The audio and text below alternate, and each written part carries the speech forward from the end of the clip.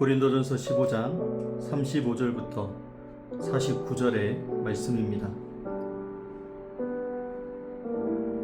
누가 묻기를 죽은 자들이 어떻게 다시 살아나며 어떠한 몸으로 오느냐 하리니, 어리석은 자여, 내가 뿌리는 씨가 죽지 않으면 살아나지 못하겠고, 또 내가 뿌리는 것은 장래의 형체를 뿌리는 것이 아니요 다만 밀이나 다른 것의 알맹이 뿐이로되, 하나님이 그 뜻대로 그에게 형체를 주시되 각 종자에게 그 형체를 주시느니라. 육체는 다 같은 육체가 아니니, 하나는 사람의 육체요, 하나는 짐승의 육체요, 하나는 새의 육체요, 하나는 물고기의 육체라. 하늘에 속한 형체도 있고 땅에 속한 형체도 있으나, 하늘에 속한 것의 영광이 따로 있고 땅에 속한 것의 영광이 따로 있으니, 해의 영광이 다르고 달의 영광이 다르며 별의 영광도 다른데 별과 별의 영광이 다르도다.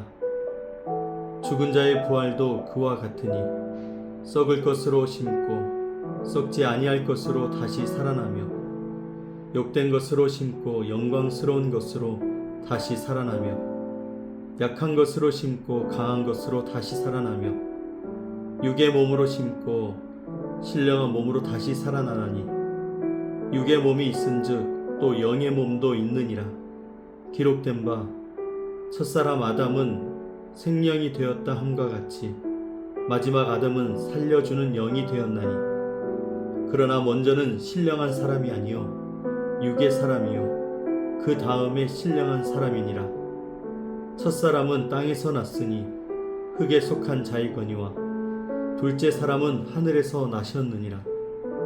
무릇 흙에 속한 자들은 저 흙에 속한 자와 같고, 무릇 하늘에 속한 자들은 저 하늘에 속한 이와 같으니, 우리가 흙에 속한 자의 형상을 입은 것 같이 또한 하늘에 속한 이의 형상을 입으리라. 아멘. 오늘도 함께 5가지 묵상법을 가지고 오늘 우리에게 주신 말씀을 함께 묵상하며 하루를 시작하겠습니다.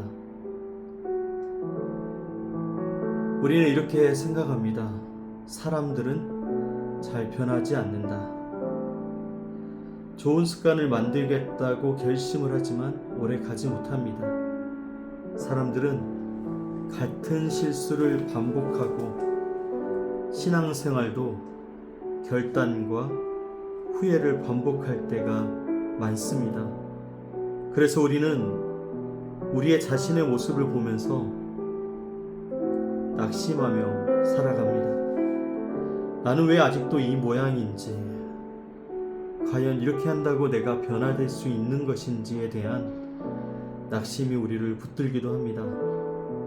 오늘 본문에서 바울은 부활에 대해서 설명하면서 부활이 단순히 죽음의 이야기가 아니라고 우리에게 이야기를 합니다.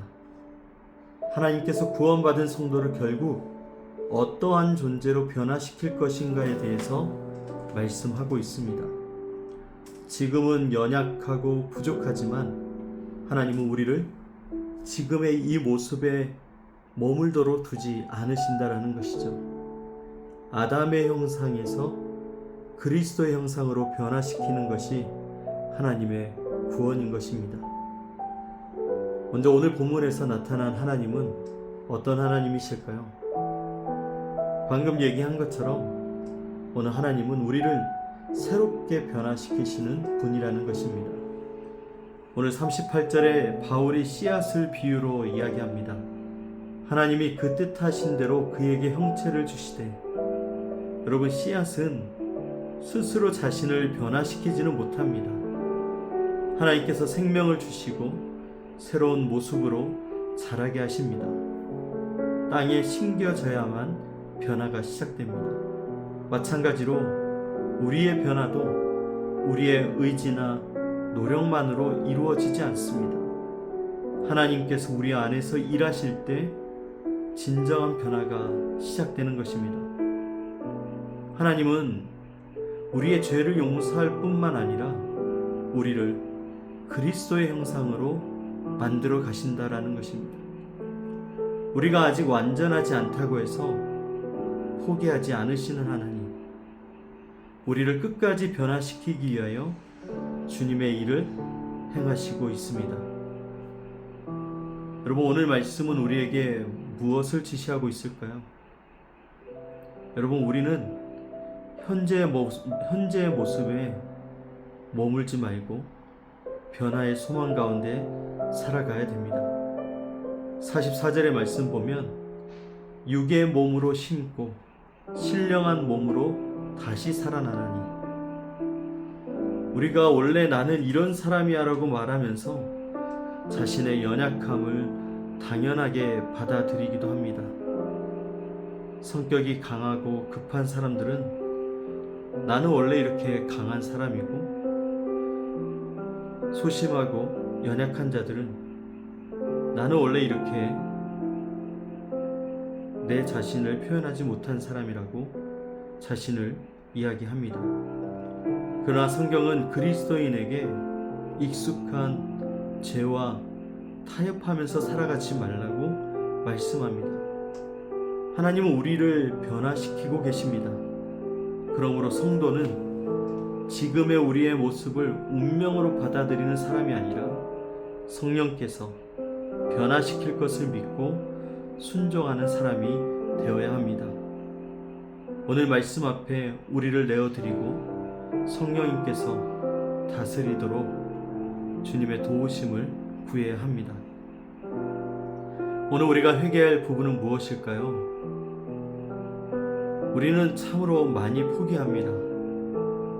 변화되기보다는 다른 것을 찾을 때가 더욱 많습니다.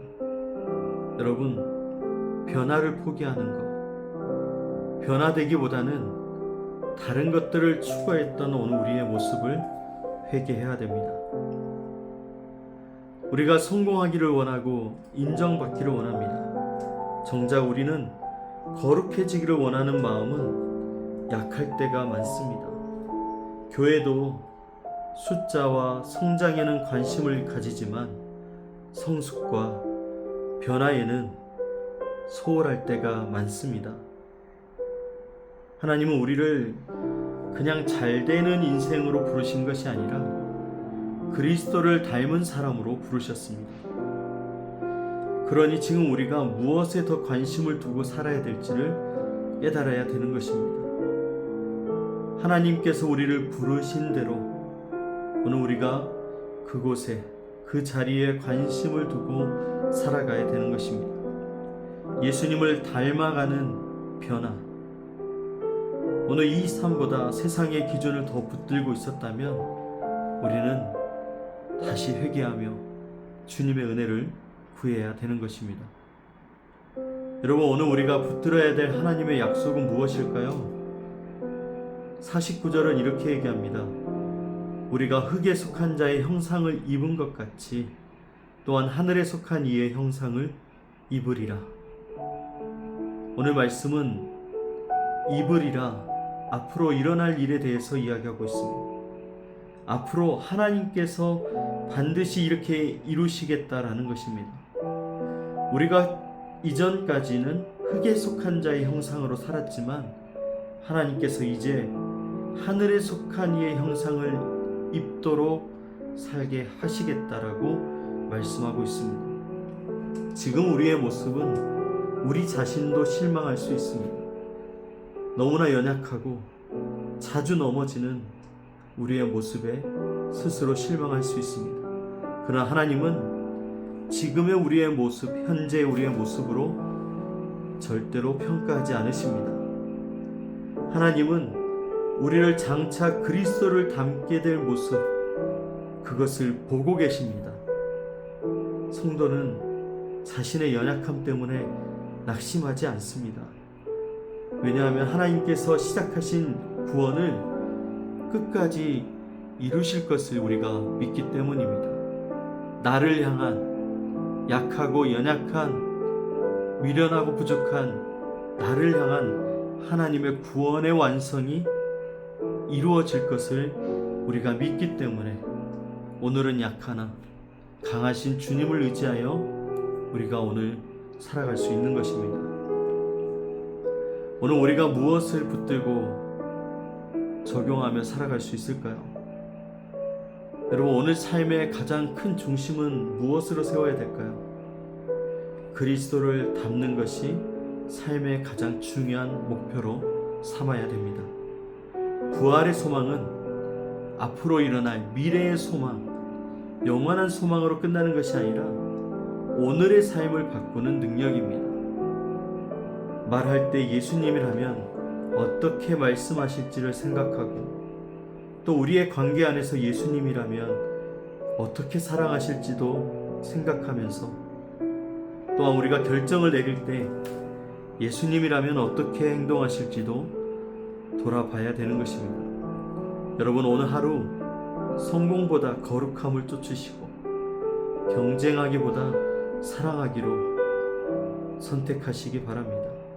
내 뜻보다 하나님의 뜻을 선택하는 이 연습을 우리가 꾸준히 해야 됩니다. 이것이 바로 부활의 소망을 가진 사람이 살아가는 삶의 방식입니다. 고린도 교회 성도들이 어떤 몸으로 살아나게 됩니까? 라고 물었습니다. 그러나 바울은 단순히 죽은 자를 다시 살리시는 분, 그 이상의 것, 바로 우리를 변화시키는 분이라고 이야기를 하고 있습니다. 아담의 형상을 입은 우리를 그리스도의 형상으로 변화시키고, 연약한 우리를 영광스러운 존재로 변화시키고, 썩을 것을 썩지 않을 것으로 변화시키신다고 말씀합니다. 그래서 성도의 소망은 죽음 이후에 있는 것이 아니라 오늘도 살아계신 하나님께서 나를 변화시키고 계신다는 사실에 있습니다. 부활은 미래의 약속이지만 그 변화는 이미 오늘 시작되었습니다. 그러므로 우리는 낙심하지 말고 하나님께서 이루실 변화를 기대하면서 살아가야 합니다. 사랑하는 여러분, 우리에게 주신 오늘 이 약속, 이 소망, 주님이 끝까지 우리를 포기하지 않고 그리스도 형상으로 변화시키기 위하여 우리와 함께 하시는 그 주님의 은혜를 기억하면서 오늘도 주님과 함께 살아가는 저와 여러분 되기를 주님의 이름으로 축복합니다. 기도하겠습니다. 사랑의 하나님 아버지, 우리를 죄 가운데 버려두지 않으시고 예수 그리스도 안에서 새 생명을 주심에 감사를 드립니다. 그러나 우리는 여전히 연약하고 변화되지 못한 모습으로 살아갈 때가 많습니다. 주님, 우리의 고집과 죄성을 용서하여 주시고 지금의 모습에 안주하지 않도록 우리를 붙들어 주시옵소서. 성령님께서 우리의 생각과 마음과 삶을 다스려 주셔서 날마다 예수님을 닮아가게 하여 주옵소서.